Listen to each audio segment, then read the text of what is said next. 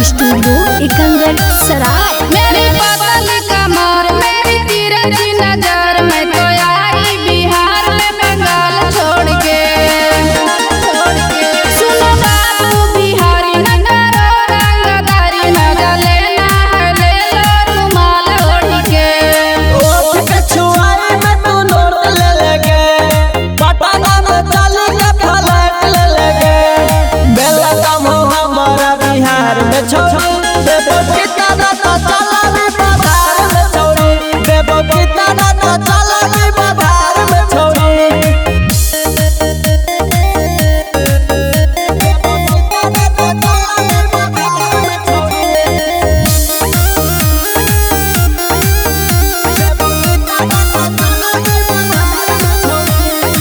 इतना ना बढ़ चढ़े बोल रे छोड़ा, होई जे जो बाबू दूरा गती रे।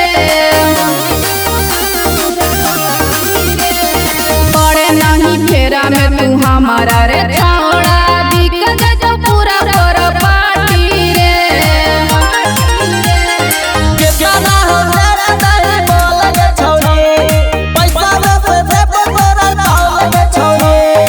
आवल हकी नाचे तू बिहार में छोड़ी, देवो कितना तो चला भी बाजार में छोड़ी, देवो कितना तो चला भी बाजार में छोड़ी।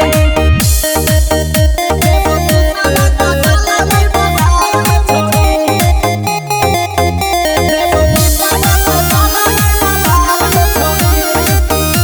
इसका रिकॉर्डिंग स्टूडियो एकंगर सराय। काहे के करही तू जीद इतना रे, सोचा जे बाबू तोरा मिले लौना।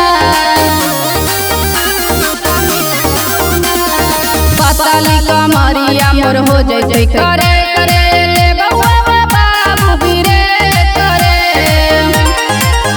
लले मोरा ना तू नाना ना तू नारी हटोगे, सूरजावा के चला रंगदारी हटोगे। आवल हकी नाचे तू बिहार में छोड़ी, देवो कितना तो चला भी बाजार में छोड़ी, देवो कितना तो चला भी बाजार में छोड़ी। इसका रिकॉर्डिंग स्टूडियो एकंगर सराय।